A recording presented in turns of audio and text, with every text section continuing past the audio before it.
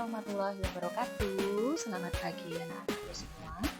Bagaimana kabarnya hari ini? Semoga semua dalam keadaan sehat ya. Oke, hari ini Ibu ingin menjelaskan tentang kerajinan dengan inspirasi budaya non-benda. Ya, ini sudah kalian kerjakan tugas-tugasnya di minggu sebelumnya, tapi mungkin masih ada yang belum paham. Apa itu sebenarnya kerajinan dengan inspirasi budaya non-benda?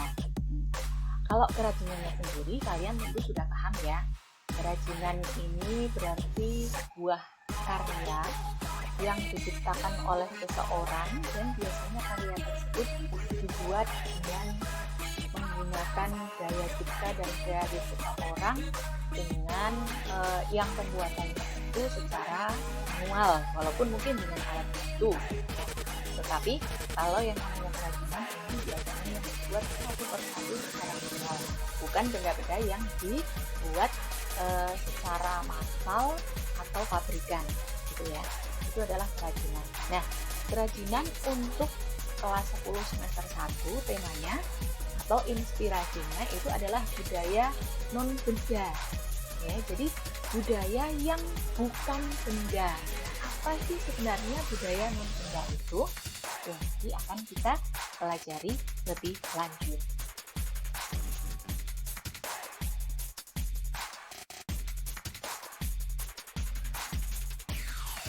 Oke, sebelum kita masuk ke budaya non-benda, kita harus paham dulu yang namanya budaya. Ya, apa sih sebenarnya budaya itu? Ya, atau lebih tepatnya adalah budaya tradisi. Ya, budaya tradisi merupakan adat istiadat yang berlaku pada setiap kelompok etnik atau suku bangsa. Jadi tradisi atau kebiasaan, gitu ya. Budaya tradisi itu adalah kebiasaan adat istiadat yang berlaku pada suatu wilayah tertentu. Nah, Indonesia itu terdiri dari banyak sekali suku, banyak sekali kelompok etnik, dan Indonesia punya banyak sekali tradisi. Ya, maka dari itu, ketika membuat kerajinan dengan budaya non-benda, inspirasinya budaya non-benda, itu pilihannya akan banyak sekali karena kita ada di Indonesia yang memiliki banyak sekali nilai-nilai tradisi dari setiap wilayahnya, gitu ya. Jadi budaya tradisi itu adalah adat istiadat atau kebiasaan, gitu ya, atau tata cara yang berlaku pada setiap kelompok etnik atau suku bangsa di suatu daerah tertentu. Ya, contohnya apa? Contohnya misalkan kita ada di Jawa, biasanya budaya tradisi yang merupakan khas orang Jawa itu adalah unggah-ungguh. Ya, orang Jawa itu memiliki unggah-ungguh yang baik. Ya, cara berperilaku atau cara berinteraksi dengan orang lain itu menggunakan bahasa yang halus, ramah, sopan, dan lain sebagainya. Itu adalah tradisi, ya, atau adat istiadat, gitu ya. Mungkin adat istiadat di daerah yang lain itu akan berbeda lagi, ya. Jadi setiap daerah biasanya memiliki tradisi atau adat istiadat atau kebiasaan yang berbeda dengan daerah yang lainnya.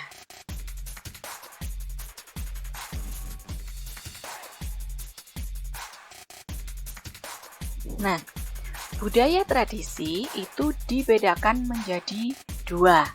Yang pertama adalah budaya non-benda, ya. Jadi budaya-budaya atau kebiasaan yang bukan merupakan sebuah benda, ya. Tradisi ini bukan merupakan sebuah benda. Di antaranya misalkan pantun, cerita rakyat, tarian, upacara adat, cara pengerjaan suatu kegiatan atau pekerjaan, ya. Itu adalah budaya non-benda.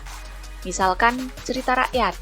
Di Jawa banyak sekali cerita rakyat, ya. Ada Roro Jonggrang, ada Tangkuban Perahu, ada cerita berdirinya Candi Borobudur dan lain sebagainya. Itu adalah cerita, bukan merupakan benda. Ini cerita yang diceritakan secara turun-menurun, ya. Itu adalah budaya non-benda. Kemudian tarian. tarian itu bukan benda. Tarian ini adalah sebuah karya yang memiliki cerita di dalamnya. Biasanya tarian itu ada ceritanya, ya, menceritakan tentang apa, atau menceritakan tentang siapa, dan lain sebagainya. Kemudian upacara adat, ini juga bukan merupakan benda, ya. Ini adalah kegiatan-kegiatan atau ritual yang biasa dilakukan di daerah tertentu, ya, ritual tradisional di daerah tertentu. Misalkan kalau di Wonosobo itu ada upacara adat pemotongan rambut gembel, ya. Kemudian kalau di Bali ada upacara adat ngaben dan lain sebagainya, gitu ya. Itu adalah budaya, tetapi yang bukan benda, ya. Dia tidak berwujud, ya. Tidak bisa kalian pegang benda tersebut, ya, karena itu adalah sebuah cerita biasanya, ya. Ada pantun, cerita rakyat, tarian, upacara adat, dan lain sebagainya. Itu adalah budaya non benda. Kemudian budaya tradisi yang kedua itu adalah budaya benda atau bisa disebut sebagai artefak. Nah, kalau ini berarti ada wujudnya, bisa kalian pegang, bisa kalian lihat wujudnya, gitu ya. Di antaranya contoh budaya artefak itu adalah pakaian daerah. Nah, itu benda. Pakaian daerah itu benda. Wadah-wadah tradisional, ya, itu benda. Kemudian senjata tradisional, itu benda. Rumah adat, benda, ya kan? Kemudian candi-candi dan lain sebagainya itu adalah benda. Nah, itu adalah budaya benda atau artefak, gitu ya. Jadi budaya tradisi dibedakan menjadi dua, budaya non-benda dan budaya benda atau artefak. Artefak itu berarti yang berwujud, ya. Bisa kalian lihat wujudnya, bisa kalian pegang. Sementara yang non-benda ini adalah yang tidak berwujud. Ya, ini seperti pantun, cerita, kemudian tarian, upacara adat dan lain sebagainya.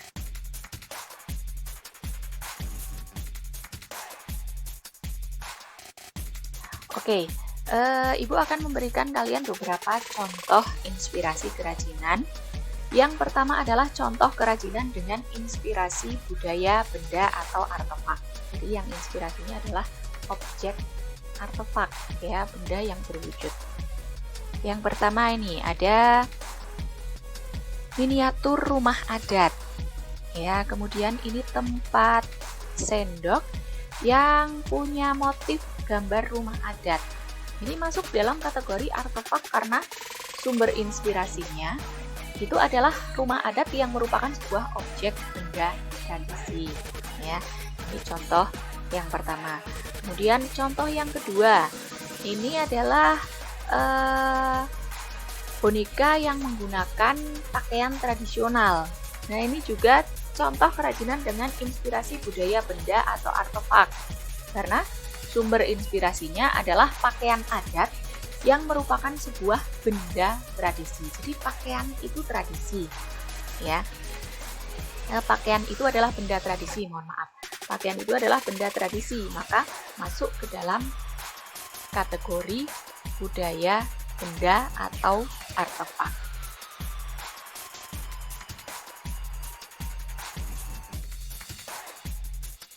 Oke. Sekarang yang kedua adalah contoh kerajinan dengan inspirasi budaya non-benda. Ya, sebenarnya ada banyak sekali, tapi Ibu akan memberikan beberapa contoh untuk kalian. Yang pertama adalah ini, tarian burung enggang. Ya, tarian burung enggang ini dari Kalimantan. Walaupun si penari ini menggunakan pakaian adat, ya, pakaian adatnya merupakan budaya benda, tetapi tariannya itu adalah budaya non-benda. Ya, tarian burung enggang ini adalah tarian yang terinspirasi dari burung enggang yang merupakan burung khas dari daerah Kalimantan. Ya, dia juga menirukan lenggak-lenggoknya burung. Jadi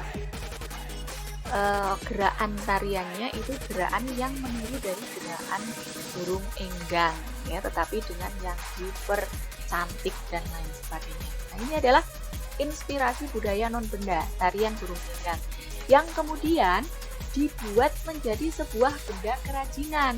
Misalkan ini gantungan kunci yang khas dari Kalimantan dan motifnya atau temanya itu adalah tarian burung henggang. Nah, ini contoh kerajinan yang dibuat dari inspirasi budaya non-benda.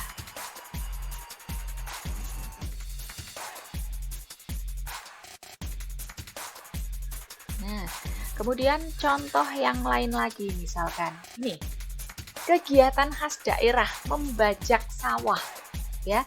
Itu adalah kegiatan khas daerah di Indonesia, membajak sawah menggunakan kerbau. Ini adalah kegiatan tradisional, kegiatan tradisi, ya.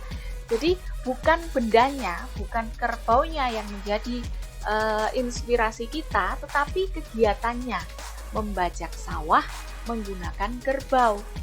Ya, ini merupakan tradisi, maka bisa menjadi inspirasi untuk membuat kerajinan budaya non-benda. Ya, kegiatan ini kemudian dibuat menjadi kerajinan miniatur dari logam yang bentuknya adalah orang sedang membajak sawah menggunakan kerbau. Ya, itu adalah contoh-contoh kerajinan dengan inspirasi budaya non-benda.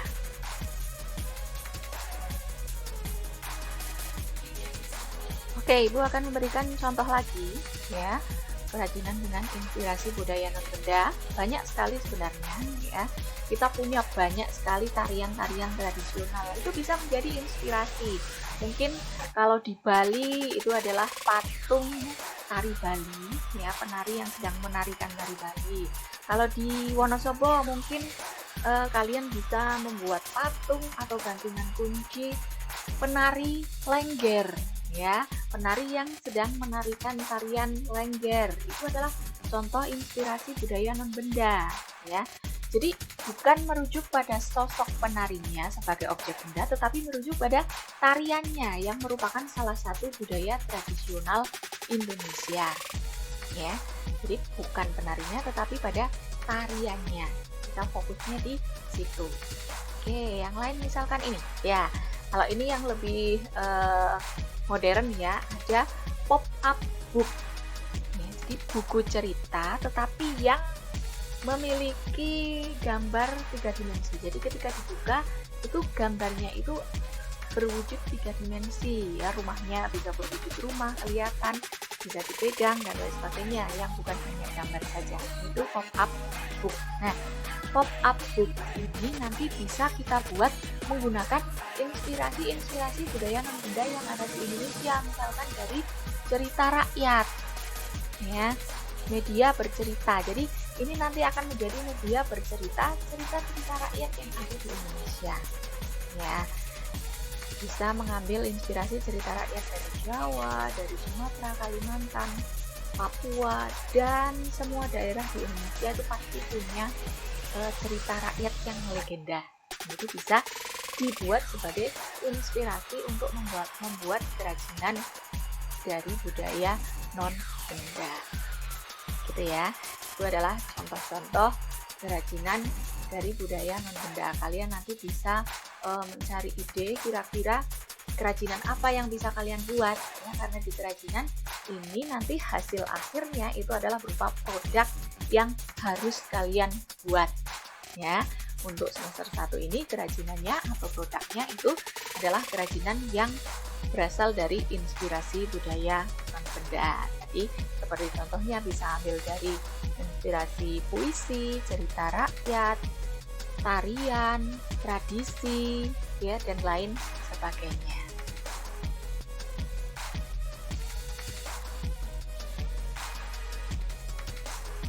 Nah, untuk bisa membuat kerajinan yang nanti akan kalian buat sebagai hasil karya di bab kerajinan ini, itu kalian perlu tahu dulu sumber daya apa yang dibutuhkan untuk membuat kerajinan tersebut, ya.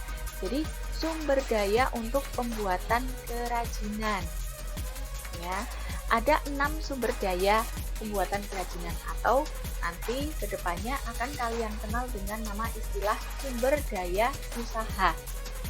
Itu ada 6 dan biasa dikenal dengan istilah 6M. Karena keenamnya ini berawalan huruf M. Oke, yang pertama adalah man. Manusia sebagai pembuat produk memiliki ide dan keterampilan. Jadi kalau mau membuat produk, yang pertama harus ada yang membuat dulu.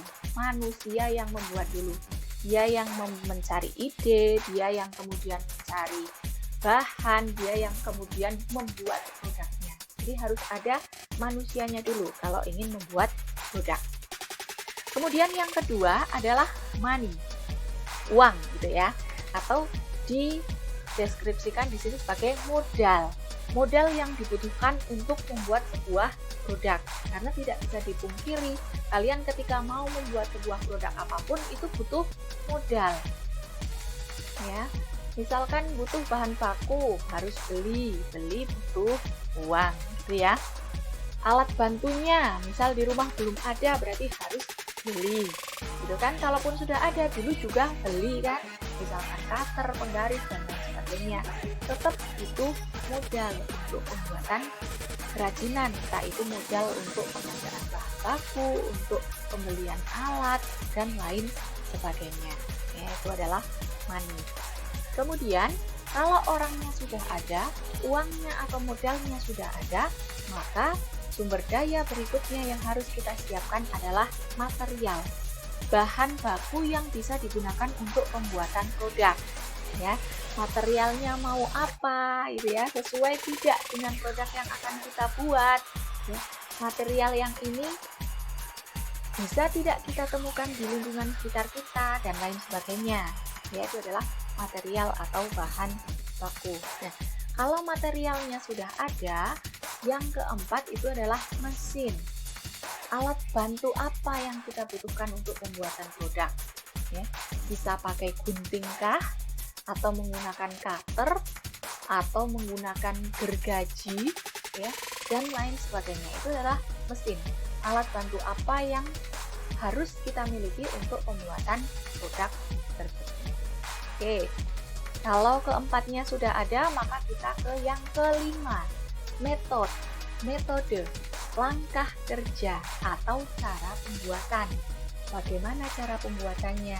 Ya, misalkan bahan bakunya apakah harus dicuci dulu, dikeringkan dulu, kemudian dibuat polanya, dipotong sesuai dengan pola, kemudian dirakit sehingga menjadi satu kerajinan utuh, ya.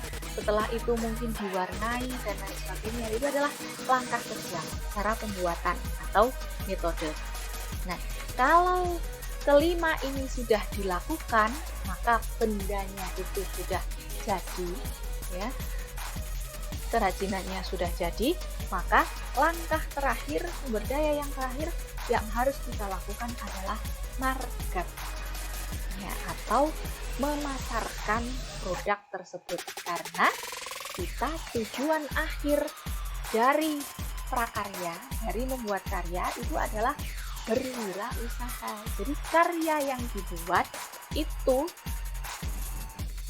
kedepannya itu diharapkan bisa digunakan sebagai objek kalian untuk berwirausaha. Jadi karyanya ini harus kalian pasarkan supaya mendapatkan hasil atau keuntungan, gitu ya. Nah, untuk dipasarkan kalian harus tahu pasarannya siapa, supaya ketika memasarkan itu tidak salah alamat.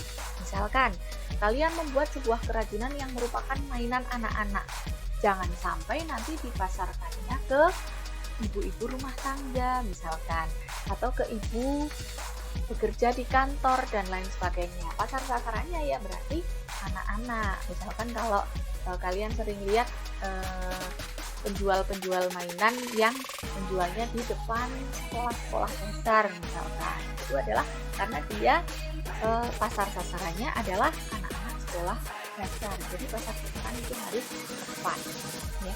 Dan bagaimana memasarkan produk tersebut?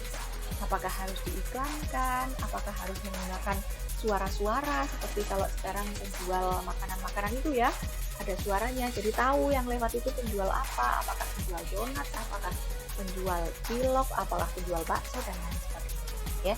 Jadi ini adalah 6 sumber daya usaha yang harus kalian pahami untuk pembuatan sebuah produk atau nanti ketika kalian akan membuat sebuah usaha ya. Itu adalah 6M: man, money, material, mesin, method, market. Ya, ini akan sering kalian dengar di bab-bab selanjutnya atau di semester selanjutnya karena akan terus dipelajari gitu ya.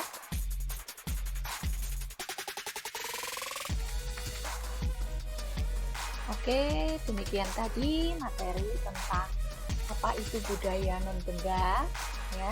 Kalian nanti bisa mencari ide dari materi yang tadi sudah Ibu sampaikan ya. Jadi harapannya kalian sudah bisa membedakan mana yang merupakan budaya non-benda, mana yang merupakan budaya benda atau artefak ya. Jadi harus sudah bisa membedakan. Nah, kalau sudah bisa membedakan, berarti kita fokus ke yang budaya non-benda ya.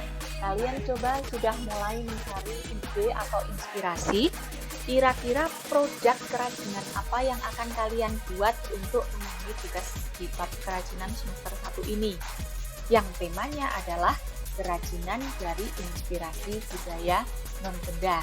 Jadi itu bisa dari pantun, cerita rakyat, tarian, kebiasaan di suatu daerah ya, dan lain sebagainya ya. Bendanya boleh apa saja. Kalian misalkan mau bikin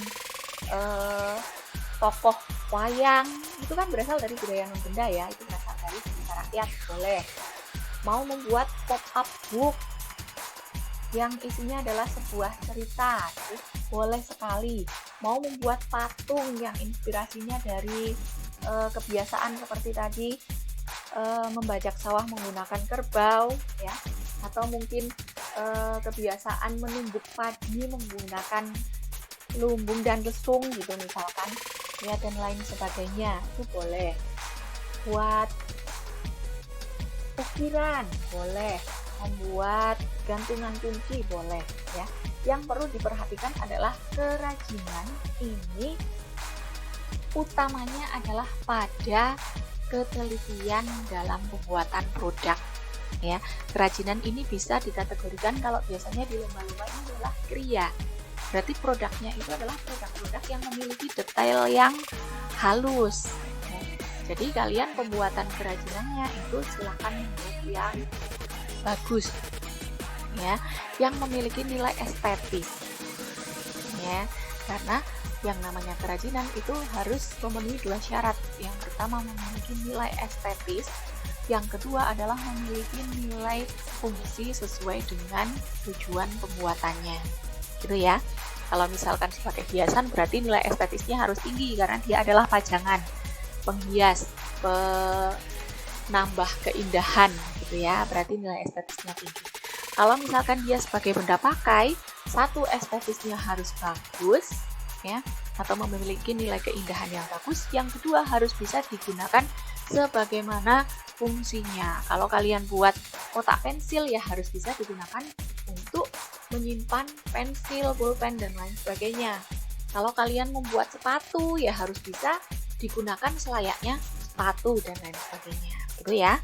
Oke, jadi silahkan sudah mulai bisa memikirkan ide produk apa yang akan kalian buat untuk tagihan kerajinan dari budaya non-benda.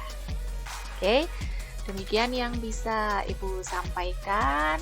Mohon maaf apabila banyak kesalahan kata, banyak kekurangan. Jangan lupa selalu jaga diri, jaga kesehatan ya. Rajin cuci tangan menggunakan sabun di air mengalir, menggunakan masker ketika harus keluar rumah atau berinteraksi dengan orang di luar rumah gitu ya. Kemudian jaga jarak ketika harus ada di kerumunan atau harus ada di tempat yang banyak orangnya gitu ya. Terima kasih, stay safe, stay healthy. Wassalamualaikum warahmatullahi wabarakatuh.